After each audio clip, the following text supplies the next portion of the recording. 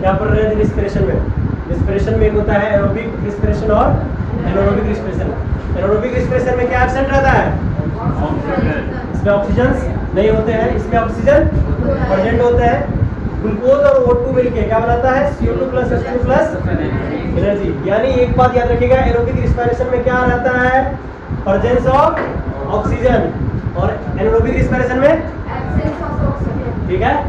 अब देखिए, हमने आपको एक बात बताया था, जो एरोबिक रिस्पिरेशन में स्टैंड अप, एरोबिक रिस्पिरेशन में जहां पे एब्सेंस ऑफ ऑक्सीजन होता है वहीं पर दारू बनना स्टार्ट होता है।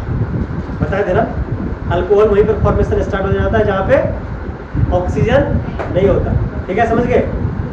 उतना ही नहीं, नाइट्रोजीसियस बेस जो आप लोग पढ़े हैं वो भी ऑक्सीजन के एब्सेंस में तैयार होता है। पता है क्या आप लोगों को? चलिए, तो एक हो गया आपका एल्कोहलिक और एक हो गया तो आपका लैक्टिक एसिड। यानी एनारोबिक रिस्पिरेशन में का दो पार्ट हो गया, एल्कोहलिक, एक फॉर्मेशन किसका? एल्कोहलिक का, और दूसरा किसका फॉर्मेशन? लैक्टिक एसिड का। ठीक है, तो देखिए, जो एल्कोहलिक का फॉर्मेशन है वो कैसे फॉर्मेशन होती है? ग्लूकोज, ग्लूकोज से क्या बनता है? 2 पायरुवेट प्लस 2 ATP। 2 पायरुवेट में कार्बन के कितने मॉलिक्यूल्स होते हैं? जो ग्लूकोज जो पायरुवेट्स होता है, पायरुवेट्स में कितने कार्बन के मॉलिक्यूल होते हैं? 3। और ATP कितनी होती है? क्या जो ATP जो है हमारा, वो ATP जो हमारे एरोबिक रिस्पिरेशन में होता है उस ATP से कम होता है, ज्यादा होता है? कम होता है। 38 किस में होता है? एरोबिक में। यानी एनारोबिक में जो करेंसी है ATP की क्या होती है? कम होती है। यानी कि मतलब सबसे एग्जैक्ट बात ये है, जिसमें ATP की मात्रा अधिक होती है ना उसमें ऑक्सीजन क्या रहता है? कम रहता है, ज्यादा रहता है। और जिसमें ऑक्सीजन नहीं होती है उसमें ATP की मात्रा क्या होती है? कम होती है। समझ गए? ये एग्जैक्ट वैल्यू ये है, जिसमें ऑक्सीजन नहीं होता है, ऑक्सीजन कम होता है, उसमें क्या होता है? ATP क्या होंगे? कम होंगे। और जिसमें ऑक्सीजन होंगे उसमें ATP ज्यादा होंगे। ठीक है, बहुत बढ़िया। तो लैक्टिक एसिड का फॉर्मेशन किस प्रकार होता है? आप देख सकते हैं लैक्टिक एसिड का ग्लूकोज, इसमें ग्लूकोज की मात्रा कितनी है? 6। इसमें भी ग्लूकोज की मात्रा कितनी थी? 6। ठीक है, सिंपल सा बात है, जब एनारोबिक रिस्पिरेशन है और दोनों में ऑक्सीजन एब्सेंस है तो ग्लूकोज की मात्रा तो सेम होगा ना।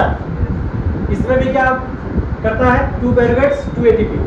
इसमें लैक ऑफ O2 से मसल सेट साइटोप्लाज्म बनाता है, समझ गए? और इसमें लैक ऑफ O2 से क्या बनाता है? इस साइटोप्लाज्म। मतलब इसमें क्या?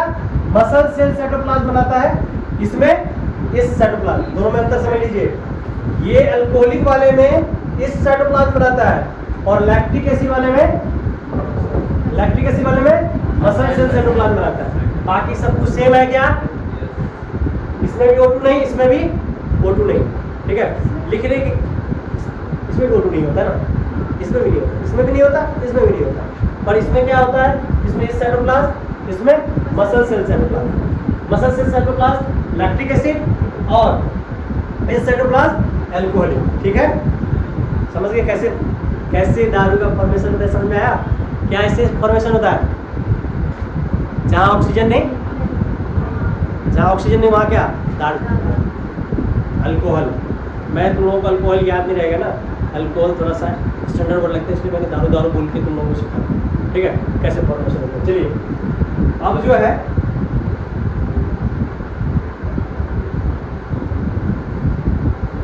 ये बार सो जाता है, तुम भी मच्छर से कम नहीं हो, ये भी ऐसे। चलो, अब साथ passage of air through the respiratory system, external oxygen, ये वही प्रोसेस है जिस प्रोसेस के बारे में कई बार रिपीट हो चुका है। आप लोग कीजिए रिपीट जल्दी से। पहला मतलब नोज से लेकर लंग तक जो फॉर्मेशन होता है उस चीज के बारे में पढ़ रहे हैं। तो पहला क्या? एक्सटर्नल ऑक्सीजन, उसके बाद